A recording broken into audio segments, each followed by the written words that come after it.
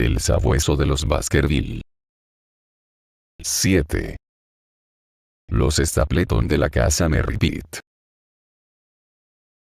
Al día siguiente la belleza de la mañana contribuyó a borrar de nuestras mentes la impresión lúgubre y gris que a ambos nos había dejado el primer contacto con la mansión de los Baskerville. Mientras Sir Henry y yo desayunábamos, la luz del sol entraba a raudales por las altas ventanas con parteluces, proyectando pálidas manchas de color procedentes de los escudos de armas que decoraban los cristales. El revestimiento de madera brillaba como bronce bajo los rayos dorados y costaba trabajo convencerse de que estábamos en la misma cámara que la noche anterior había llenado nuestras almas de melancolía. «Sospecho que los culpables somos nosotros y no la casa», exclamó el baronet. Llevábamos encima el cansancio del viaje y el frío del páramo, de manera que miramos este sitio con malos ojos. Ahora que hemos descansado y nos encontramos bien, nos parece alegre una vez más. Pero no fue todo un problema de imaginación, respondí yo. ¿Acaso no oyó usted durante la noche a alguien, una mujer en mi opinión, que sollozaba? Es curioso, porque, cuando estaba medio dormido, me pareció oír algo así. Esperé un buen rato, pero el ruido no se repitió, de manera que llegué a la conclusión de que lo había soñado. Yo lo oí con toda claridad y estoy seguro de que se trataba de los sollozos de una mujer. Debemos informarnos inmediatamente. Sir Henry tocó la campanilla y preguntó a Barrymore si podía explicarnos lo sucedido. Me pareció que aumentaba un punto la palidez del mayordomo mientras escuchaba la pregunta de su señor. No hay más que dos mujeres en la casa, Sir Henry, respondió. Una es la fregona, que duerme en la otra ala. La segunda es mi mujer, y puedo asegurarle personalmente que ese sonido no procedía de ella. Y sin embargo mentía, porque después del desayuno me crucé por casualidad con la señora Barrymore, cuando el sol le iluminaba de lleno el rostro, en el largo corredor al que daban los dormitorios. La esposa del mayordomo era una mujer grande, de aspecto impasible, facciones muy marcadas y un gesto de boca severo y decidido. Pero sus ojos enrojecidos, que me miraron desde detrás de unos párpados hinchados, la denunciaban. Era ella, sin duda, quien lloraba por la noche y, aunque su marido tenía que saberlo, había optado por correr el riesgo de verse descubierto al afirmar que no era así. ¿Por qué lo había hecho? ¿Y por qué lloraba su mujer tan amargamente? En torno a aquel hombre de tez pálida, bien parecido y de barba negra, se estaba creando ya una atmósfera de misterio y melancolía. Barrymore había encontrado el cuerpo sin vida de Sir Charles y únicamente contábamos con su palabra para todo lo referente a las circunstancias relacionadas con la muerte del anciano. Existía la posibilidad de que, después de todo, fuera a Barrymore a quien habíamos visto en el cabriolet de Regent Street. Podía muy bien tratarse de la misma barba. El cochero había descrito a un hombre algo más bajo, pero no era impensable que se hubiera equivocado. ¿Cómo podía yo aclarar aquel extremo de una vez por todas? Mi primera gestión consistiría en visitar al administrador de correos de Grimpen y averiguar si a Barrymore se le había entregado el telegrama de prueba en propia mano. Fuera cual fuese la respuesta, al menos tendría ya algo de que informar a Sherlock Holmes. Sir Henry necesitaba examinar un gran número de documentos después del desayuno, de manera que era aquel el momento propicio para mi excursión, que resultó ser un agradable paseo de 6 kilómetros, siguiendo el borde del páramo y que me llevó finalmente a una aldehuela gris en la que dos edificios de mayor tamaño, que resultaron ser la posada y la casa del Dr. Mortimer, destacaban considerablemente sobre el resto. El administrador de correos, que era también el tendero del pueblo, se acordaba perfectamente del telegrama. Así es, caballero, dijo. Hice que se entregara al señor Barrymore, tal como se indicaba. ¿Quién lo entregó? Mi hijo, aquí presente. James, entregaste el telegrama al señor Barrymore en la mansión la semana pasada, ¿no es cierto? Sí, padre. Lo entregué yo. ¿En propia mano? Bueno, el señor Barrymore se hallaba en el desván en aquel momento, así que no pudo ser en propia mano, pero se lo di a su esposa, que prometió entregarlo inmediatamente. ¿Viste al señor Barrymore? No, señor. Ya le he dicho que estaba en el desván. Si no lo viste, ¿cómo sabes que estaba en el desván? Sin duda su mujer sabía dónde estaba, dijo, de malos modos, el administrador de correos. ¿Es que no recibió el telegrama? Si ha habido algún error, que presente la queja el señor Barrymore en persona. Parecía inútil proseguir la investigación, pero estaba claro que, pese a la estratagema de Holmes, seguíamos sin dilucidar si Barrymore se había trasladado a Londres. Suponiendo que fuera así, suponiendo que la misma persona que había visto a Sir Charles con vida por última vez hubiese sido el primero en seguir al nuevo heredero a su regreso a Inglaterra, ¿qué consecuencias podían sacarse? ¿Era agente de terceros o actuaba por cuenta propia con algún propósito siniestro? ¿Qué interés podía tener en perseguir a la familia Baskerville? Recordé la extraña advertencia extraída del editorial del Times. ¿Era obra suya o más bien de alguien que se proponía desbaratar sus planes? El único motivo plausible era el sugerido por Sir Henry. Si se conseguía asustar a la familia de manera que no volviera a la mansión, los Barrymore dispondrían de manera permanente de un hogar muy cómodo. Pero sin duda un motivo así resultaba insuficiente para explicar unos planes tan sutiles como complejos que parecían estar tejiendo una red invisible en torno al joven baronet. Holmes en persona había dicho que de todas sus sensacionales investigaciones aquella era la más compleja. Mientras regresaba por el camino gris y solitario recé para que mi amigo pudiera librarse pronto de sus ocupaciones y estuviera en condiciones de venir a Devonshire y de retirar de mis hombros la pesada carga de responsabilidad que había echado sobre ellos. De repente mis pensamientos se vieron interrumpidos por el ruido de unos pasos veloces y de una voz que repetía mi nombre. Me volví esperando ver al doctor Mortimer, pero, para mi sorpresa, descubrí que me perseguía un desconocido. Se trataba de un hombre pequeño, delgado, completamente afeitado, de aspecto remilgado, cabello rubio y mandíbula estrecha, entre los 30 y los 40 años de edad, que vestía un traje gris y llevaba sombrero de paja. Del hombro le colgaba una caja de hojalata para especímenes botánicos y en la mano llevaba un cazamariposas verde. Estoy seguro de que sabrá excusar mi atrevimiento, Dr. Watson, me dijo al llegar jadeando a donde me encontraba. Aquí en el páramo somos gentes llanas y no esperamos a las presentaciones oficiales. Quizá haya usted oído pronunciar mi apellido a nuestro común amigo, el Dr. Mortimer. Soy Stapleton y vivo en la casa Merripit. El cazamariposas y la caja me hubieran bastado, dije, porque sabía que el señor Stapleton era naturalista. Pero, ¿cómo sabe usted quién soy yo? He ido a hacer una visita a Mortimer y, al pasar usted por la calle, lo hemos visto desde la ventana de su consultorio. Dado que llevamos el mismo camino, se me ha ocurrido alcanzarlo y presentarme. Confío en que Sir Henry no esté demasiado fatigado por el viaje. Se encuentra perfectamente, muchas gracias.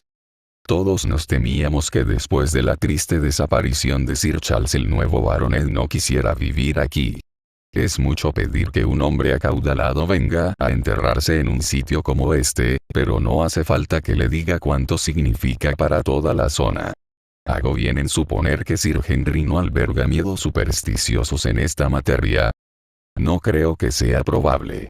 Por supuesto usted conoce la leyenda del perro diabólico que persigue a la familia. La he oído. Es notable lo crédulos que son los campesinos por estos alrededores. Muchos de ellos están dispuestos a jurar que han visto en el páramo a un animal de esas características. Hablaba con una sonrisa, pero me pareció leer en sus ojos que se tomaba aquel asunto con más seriedad. Esa historia llegó a apoderarse de la imaginación de Sir Charles y estoy convencido de que provocó su trágico fin. Pero, ¿cómo? Tenía los nervios tan desquiciados que la aparición de cualquier perro podría haber tenido un efecto fatal sobre su corazón enfermo. Imagino que vio en realidad algo así aquella última noche en el Paseo de los Tejos. Yo temía que pudiera suceder un desastre, sentía por él un gran afecto y no ignoraba la debilidad de su corazón. ¿Cómo lo sabía? Me lo había dicho mi amigo Mortimer. ¿Piensa usted, entonces, que un perro persiguió a Sir Charles y que, en consecuencia, el anciano baronet murió de miedo? ¿Tiene usted alguna explicación mejor? No he llegado a ninguna conclusión. Tampoco su amigo, el señor Sherlock Holmes. Aquellas palabras me dejaron sin respiración por un momento, pero la placidez del rostro de mi interlocutor y su mirada impertérrita me hicieron comprender que no se proponía sorprenderme. Es inútil tratar de fingir que no le conocemos, Dr. Watson, dijo. Nos han llegado sus relatos de las aventuras del famoso detective y no podría usted celebrar sus éxitos sin darse también a conocer. Cuando Mortimer me dijo su apellido, no pudo negar su identidad. Si está usted aquí, se sigue que el señor Sherlock Holmes se interesa también por este asunto y, como es lógico, siento curiosidad por saber su opinión sobre el caso. Me temo que no estoy en condiciones de responder a esa pregunta. ¿Puede usted decirme si nos honrará visitándonos en persona? En el momento presente sus ocupaciones no le permiten abandonar Londres. Tiene otros casos que requieren su atención. ¡Qué lástima! Podría arrojar alguna luz sobre algo que está muy oscuro para nosotros. Pero por lo que se refiere a sus propias investigaciones, Dr. Watson, si puedo serle útil de alguna manera, confío en que no vacile en servirse de mí. Y si contara ya con alguna indicación sobre la naturaleza de sus sospechas o sobre cómo se propone usted investigar el caso, quizá pudiera, incluso ahora mismo, serle de ayuda o darle algún consejo.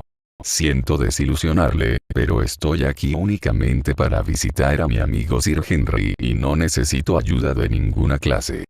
Excelente, dijo Stapleton. Tiene usted toda la razón para mostrarse cauteloso y reservado. Me considero justamente reprendido por lo que ha sido sin duda una intromisión injustificada y le prometo que no volveré a mencionar este asunto. Habíamos llegado a un punto donde un estrecho sendero cubierto de hierba se separaba de la carretera para internarse en el páramo.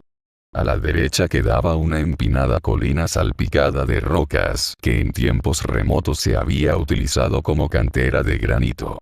La cara que estaba vuelta hacia nosotros formaba una sombría escarpadura, en cuyos nichos crecían helechos y zarzas.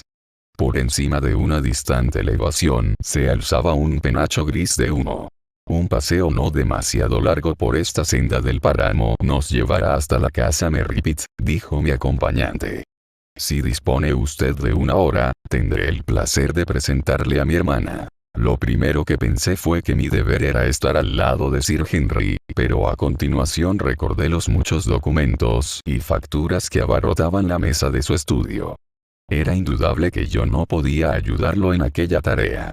Y Holmes me había pedido expresamente que estudiara a los vecinos del baronet. Acepté la invitación de Stapleton y torcimos juntos por el sendero. El páramo es un lugar maravilloso, dijo mi interlocutor, recorriendo con la vista las ondulantes lomas, semejantes a grandes olas verdes, con crestas de granito dentado que formaban con su espuma figuras fantásticas. Nunca cansa. No es posible imaginar los increíbles secretos que contiene. Es tan vasto, tan estéril, tan misterioso. Lo conoce usted bien, ¿no es cierto? Solo llevo aquí 2 años. Los naturales de la zona me llamarían recién llegado. Vinimos poco después de que Sir Charles se instalara en la mansión. Pero mis aficiones me han llevado a explorar todos los alrededores y estoy convencido de que pocos conocen el páramo mejor que yo. ¿Es difícil conocerlo? Muy difícil. Fíjese, por ejemplo, en esa gran llanura que se extiende hacia el norte, con las extrañas colinas que brotan de ella. ¿Observa usted algo notable en su superficie? Debe de ser un sitio excepcional para galopar. Eso es lo que pensaría cualquiera, pero ya le ha costado la vida a más de una persona. ¿Advierte usted las manchas de color verde brillante que abundan por toda su superficie? Sí, parecen más fértiles que el resto. Stapleton se echó a reír. Es la gran ciénaga de Grimpen, dijo, donde un paso en falso significa la muerte, tanto para un hombre como para cualquier animal. Ayer mismo vi a uno de los jacos del páramo meterse en ella. No volvió a salir. Durante mucho tiempo aún sobresalía la cabeza, pero el fango terminó por tragárselo. Incluso en las estaciones secas es peligroso cruzarla, pero aún resulta peor después de las lluvias del otoño. Y sin embargo yo soy capaz de llegar hasta el centro de la ciénaga y regresar vivo. Vaya por Dios, allí veo a otro de esos desgraciados jacos. Algo marrón se agitaba entre las juncias verdes. Después, un largo cuello atormentado se disparó hacia lo alto y un terrible relinchor resonó por todo el páramo. El horror me heló la sangre en las venas, pero los nervios de mi acompañante parecían ser más resistentes que los míos. Desaparecido. Dijo. La ciénaga se lo ha tragado. 2 en 48 horas y quizá muchos más, porque se acostumbran a ir allí cuando el tiempo es seco y no advierten la diferencia hasta quedar atrapados. La gran ciénaga de Grimpen es un sitio muy peligroso. ¿Y usted dice que penetra en su interior? Sí, hay 1 o 2 senderos que un hombre muy ágil puede utilizar y yo los he descubierto. Pero, ¿qué interés encuentra en un sitio tan espantoso? ¿Ve usted aquellas colinas a lo lejos? Son en realidad islas separadas del resto por la ciénaga infranqueable, que ha ido rodeándolas con el paso de los años. Allí es donde se encuentran las plantas raras y las mariposas, si es usted lo bastante hábil para llegar. Algún día probaré suerte. Stapleton me miró sorprendido. Por el amor de Dios, ni se le ocurra pensarlo. Dijo. Su sangre caería sobre mi cabeza. Le aseguro que no existe la menor posibilidad de que regrese con vida. Yo lo consigo únicamente gracias a recordar ciertas señales de gran complejidad. ¡Caramba! Exclamé. ¿Qué es eso? Un largo gemido muy profundo, indescriptiblemente triste, se extendió por el páramo. Aunque llenaba el aire, resultaba imposible decir de dónde procedía. De un murmullo apagado pasó a convertirse en un hondísimo rugido, para volver de nuevo al murmullo melancólico. Stapleton me miró con una expresión peculiar. Extraño lugar el páramo. Dijo. Pero, ¿qué era eso? Los campesinos dicen que es el sabueso de los Baskerville reclamando su presa. Lo había oído antes 1 o 2 veces, pero nunca con tanta claridad. Con el frío del miedo en el corazón, contemplé la enorme llanura salpicada por las manchas verdes de los juncos. Nada se movía en aquella gran extensión si se exceptúa una pareja de cuervos, que graznaron con fuerza desde un risco a nuestras espaldas. Usted es un hombre educado. No me diga que da crédito a tonterías como esa, respondí. ¿Cuál cree usted que es la causa de un sonido tan extraño? Las ciénagas hacen a veces ruidos extraños. El barro al moverse, o el agua al subir de nivel, o algo parecido. No, era la voz de un ser vivo. Sí, quizá lo fuera. ¿Ha oído alguna vez mugir a un abetoro? No, nunca. Es un pájaro poco común. Casi extinguido en Inglaterra actualmente, pero todo es posible en el páramo. Sí. No me sorprendería que acabáramos de oír el grito del último de los abetoros. Es la cosa más misteriosa y extraña que he oído en toda mi vida. Sí, estamos en un lugar más bien extraño. Mire la falda de esa colina. ¿Qué supone usted que son esas formaciones? Toda la empinada pendiente estaba cubierta de grises anillos de piedra, una veintena al menos. ¿Qué son? ¿Apriscos para las ovejas? No. Son los hogares de nuestros dignos antepasados. Al hombre prehistórico le gustaba vivir en el páramo, y como nadie lo ha vuelto a hacer desde entonces, encontramos sus pequeñas construcciones exactamente como él las dejó. Es el equivalente de las tiendas indias si se les quita el techo.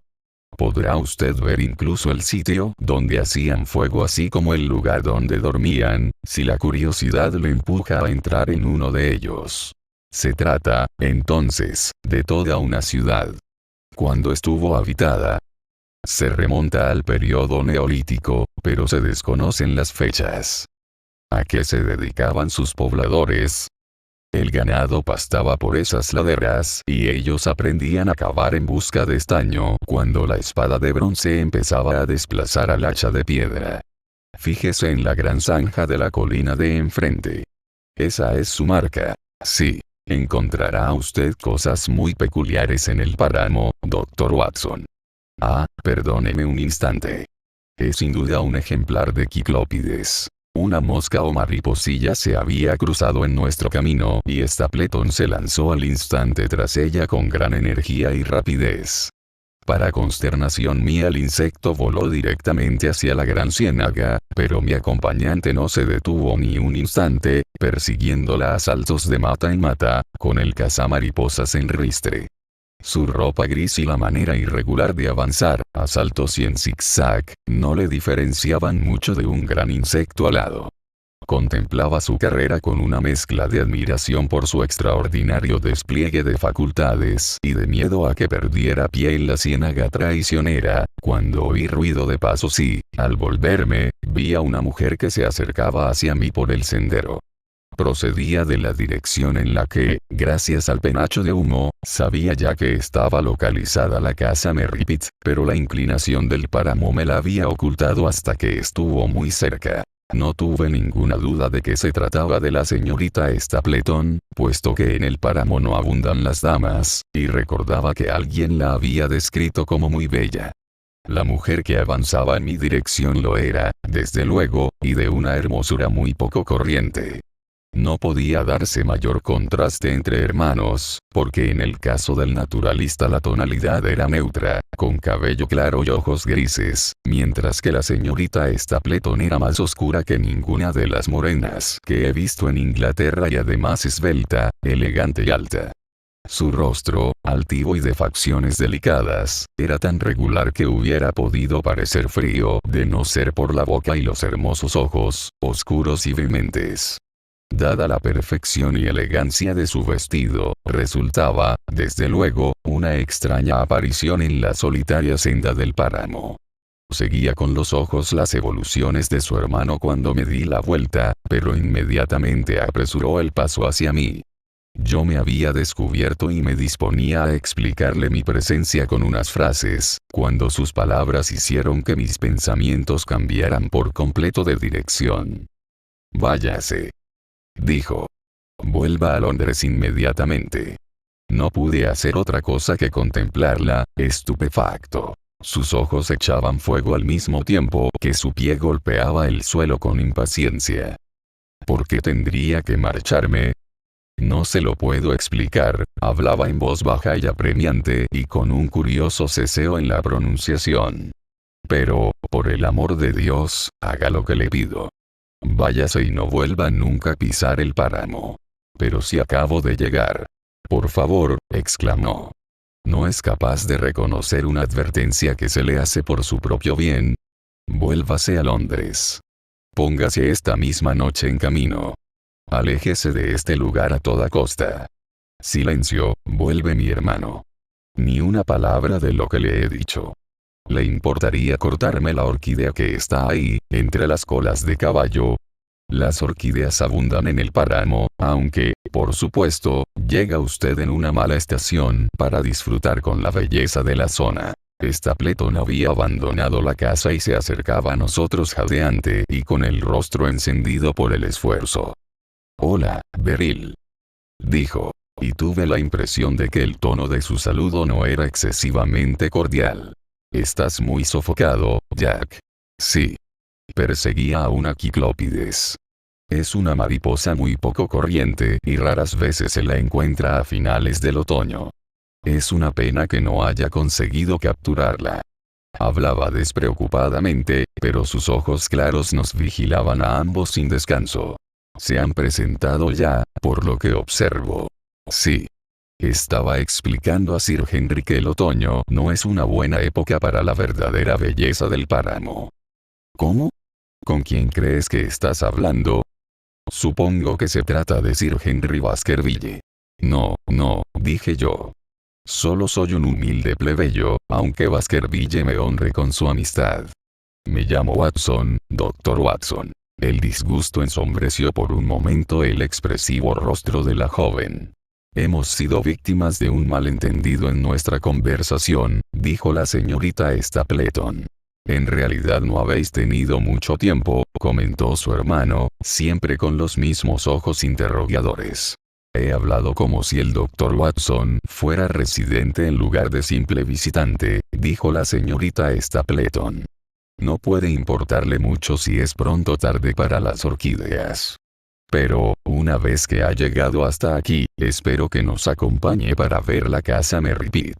Tras un breve paseo llegamos a una triste casa del páramo, granja de algún ganadero en los antiguos días de prosperidad, arreglada después para convertirla en vivienda moderna. La rodeaba un huerto, pero los árboles, como suele suceder en el páramo, eran más pequeños de lo normal y estaban quemados por las heladas. El lugar en conjunto daba impresión de pobreza y melancolía. Nos abrió la puerta un viejo criado, una criatura extraña, arrugada y de aspecto mohoso, muy en consonancia con la casa. Dentro, sin embargo, había habitaciones amplias, amuebladas con una elegancia en la que me pareció reconocer el gusto de la señorita Stapleton.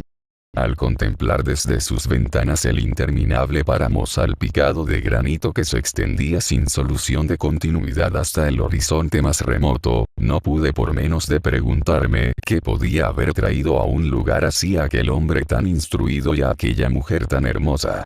Extraña elección para vivir, ¿no es eso?, dijo Stapleton, como si hubiera adivinado mis pensamientos. Y sin embargo conseguimos ser aceptablemente felices, ¿no es así, Beryl? Muy felices, dijo ella, aunque faltaba el acento de la convicción en sus palabras.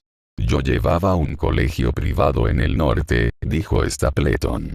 Para un hombre de mi temperamento el trabajo resultaba monótono y poco interesante, pero el privilegio de vivir con jóvenes, de ayudar a moldear sus mentes y de sembrar en ellos el propio carácter y los propios ideales, era algo muy importante para mí.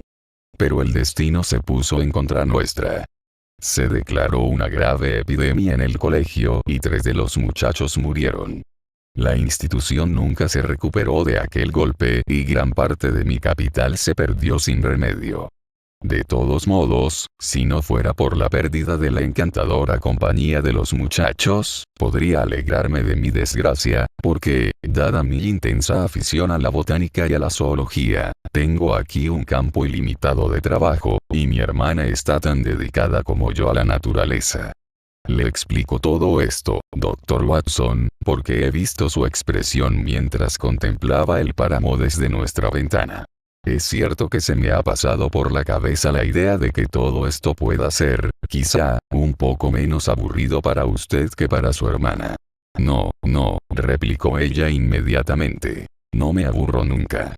Disponemos de muchos libros y de nuestros estudios, y también contamos con vecinos muy interesantes. El Dr. Mortimer es un erudito en su campo. También el pobre Sir Charles era un compañero admirable. Lo conocíamos bien y carezco de palabras para explicar hasta qué punto lo echamos de menos. ¿Cree usted que sería una impertinencia por mi parte hacer esta tarde una visita a Sir Henry para conocerlo? Estoy seguro de que le encantará recibirlo. En ese caso quizá quiera usted tener la amabilidad de mencionarle que me propongo hacerlo. Dentro de nuestra modestia tal vez podamos facilitarle un poco las cosas hasta que se acostumbre a su nuevo hogar. ¿Quiere subir conmigo, Dr. Watson, y ver mi colección de Lepidoptera? Creo que es la más completa del suroeste de Inglaterra. Para cuando haya terminado de examinarlas el almuerzo estará casi listo. Pero yo estaba deseoso de volver junto a la persona cuya seguridad se me había confiado. todo, la melancolía del páramo, la muerte del desgraciado Jaco, el extraño sonido asociado con la sombría leyenda de los Baskerville, contribuía a teñir de tristeza mis pensamientos. Y por si todas aquellas impresiones más o menos vagas no me bastarán, había que añadirles la advertencia clara y precisa de la señorita Stapleton, hecha con tanta vehemencia que estaba convencido de que la apoyaban razones serias y profundas.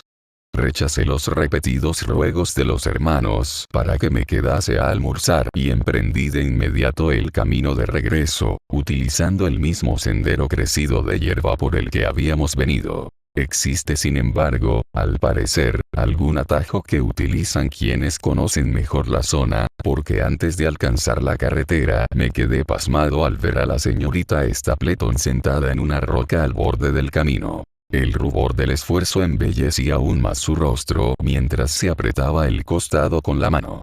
He corrido todo el camino para alcanzarlo, Dr. Watson, me dijo, y me ha faltado hasta tiempo para ponerme el sombrero. No puedo detenerme porque de lo contrario mi hermano repararía en mi ausencia. Quería decirle lo mucho que siento la estúpida equivocación que he cometido al confundirle con Sir Henry. Haga el favor de olvidar mis palabras, que no tienen ninguna aplicación en su caso. Pero no puedo olvidarlas, señorita Stapleton, respondí. Soy amigo de Sir Henry y su bienestar es de gran importancia para mí. Dígame por qué estaba usted tan deseosa de que Sir Henry regresara a Londres. Un simple capricho de mujer, Dr. Watson. Cuando me conozca mejor comprenderá que no siempre puedo dar razón de lo que digo o hago. No. Recuerdo el temblor de su voz. Recuerdo la expresión de sus ojos. Por favor, sea sincera conmigo, señorita Stapleton, porque desde que estoy aquí tengo la sensación de vivir rodeado de sombras. Mi existencia se ha convertido en algo parecido a la gran ciénaga de Grimpen. Abundan por todas partes las manchas verdes que ceden bajo los pies y carezco de guía que me señale el camino. Dígame, por favor, a qué se refería usted, y le prometo transmitir la advertencia a Sir Henry. Por un instante apareció en su rostro una expresión de duda, pero cuando me respondió su mirada había vuelto a endurecerse. Se preocupa usted demasiado, Dr. Watson, fueron sus palabras. A mi hermano y a mí nos impresionó mucho la muerte de Sir Charles. Lo conocíamos muy bien, porque su paseo favorito era atravesar el páramo hasta nuestra casa. A Sir Charles le afectaba profundamente la maldición que pesaba sobre su familia y al producirse la tragedia pensé, como es lógico, que debía de existir algún fundamento para los temores que él expresaba. Me preocupa, por lo tanto, que otro miembro de la familia venga a vivir aquí, y creo que se le debe avisar del peligro que corre. Eso es todo lo que me proponía transmitir con mis palabras. Pero, ¿cuál es el peligro? ¿Conoce usted la historia del sabueso? No creo en semejante tontería. Pues yo sí. Si tiene usted alguna influencia sobre Sir Henry, aléjelo de un lugar que siempre ha sido funesto para su familia. El mundo es muy grande. ¿Por qué tendría que vivir en un lugar donde corre tanto peligro? Precisamente por eso. Esa es la manera de ser de Sir Henry. Mucho me temo que si no me da usted una información más precisa, no logrará que se marche. No puedo decir nada más preciso porque no lo sé. Permítame que le haga una pregunta más, señorita Stapleton. Si únicamente era eso lo que quería usted decir cuando habló conmigo por vez primera, ¿por qué tenía tanto interés en que su hermano no oyera lo que me decía? No hay en sus palabras nada a lo que ni él, ni nadie, pueda poner objeciones. Mi hermano está deseosísimo de que la mansión de los Baskerville siga ocupada, porque cree que eso beneficia a los pobres que viven en el páramo. Se enojaría si supiera que he dicho algo que pueda impulsar a Sir Henry a marcharse. Pero ya he cumplido con mi deber y no voy a decir nada más. Tengo que volver a casa o de lo contrario Jack me echará de menos y sospechará que he estado con usted. Hasta la vista. Se dio la vuelta y en muy pocos minutos había desaparecido entre los peñascos desperdigados por el páramo, mientras yo, con el alma llena de vagos temores, proseguía mi camino hacia la mansión de los Baskerville.